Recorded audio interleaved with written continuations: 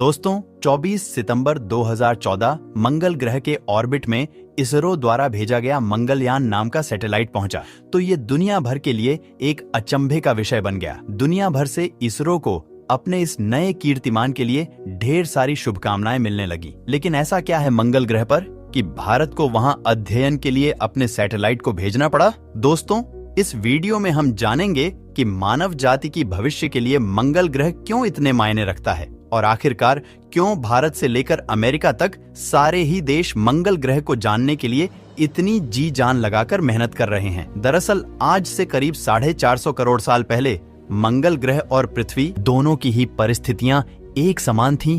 दोनों ही ग्रह आग के गोले की भांति थे, लेकिन अपने छोटे आकार के कारण मंगल ग्रह पृथ्वी के मुकाबले जल्दी ठंडा होने लगा, जिसके कारण उसकी कोर में बसा आयरन और निकेल बहुत जल्दी ठंडा हो गया, जिसकी वजह से मंगल ग्रह का मैग्नेटिक फील्ड जल्दी जल्दी खत्म होने लगा, जिसका परिणाम ये हुआ कि मंगल ग्रह के एटमॉस्फेयर को सूर्य से आने वाली सोलर हवाओं से बचाने के लिए कोई भी प्रोटेक्शन नहीं रही, जिसकी वजह से धीरे धीरे मंगल ग्रह का एटमॉस्फेयर खत्म होता गया और इसी वजह से वहां पृथ्वी की तरह कोई जीवन पनप ही नहीं पाया। अब आज की वर्तमान परिस्थिति में हम ये जानते हैं कि पृथ्वी का सदैव ऐसा हाल नहीं रहने वाला। भविष्य में हर कार्य की तरह हमारा सूरज भी कभी ना कभी अपने अंत पर पहुंचेगा। जब सूर्य अपने अंत की ओर बढ़ेगा तब ये एक रेड जॉइंट बनता जाएगा और इसका आकार बढ़ता जाएगा और फिर उसके बाद हमारी पृथ्वी पर कोई भी जीवन नहीं बचेगा। इसीलिए मानव जाति की भलाई के लिए जरूरी है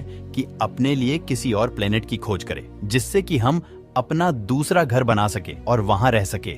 हमारे लिए इस नजरिए से मंगल ग्रह पर इंसानी सभ्यता को बसाना बहुत ज्यादा मायने रखता है, क्योंकि मंगल ग्रह हमारा नजदीकी प्लेनेट होने के साथ साथ पृथ्वी की तरह ही कई चीजों में एक जैसा ही है, क्योंकि कभी मंगल की धरती पर भी नदी और तालाब हुआ करते थे। इसलिए शायद हमें इस ग्रह को पृथ्वी की तरह बनाने में सबसे कम दिक्कतों का सामना करना पड़े। मंगल ग्रह पर मानव जीवन बसाने के लिए हमें इसे टेराफॉर्म यानी हमारे रहने लायक बनाना होगा।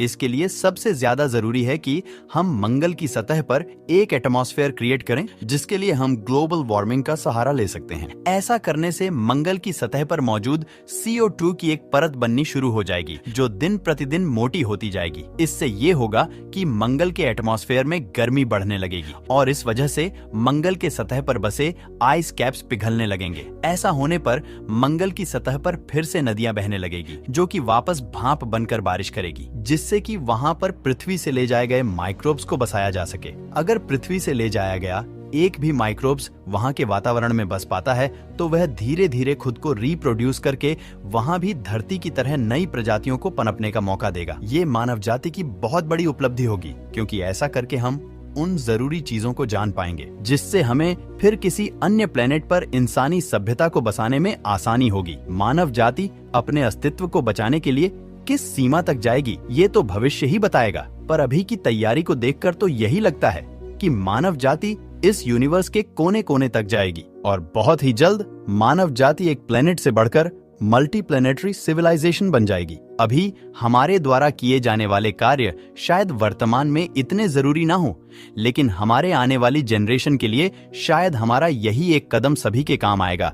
और यही हमारी मानव जाति की विशेषता भी है कि हम अपने पूर्वजों से सीखते हैं और अपनी आने वाली जनरेशन को कुछ नया सीखने के लिए छोड़ जाते हैं। शायद ये प्रगति ही मानव जाति का जीवन चक्र है। दोस्तों अगर आपको ये वीडियो पसंद आया हो तो प्लीज इस वीडियो को लाइक कीजिए और ऐसे ही मजेदार वीडियो के लिए इस चैनल को सब्सक्राइब कीजिए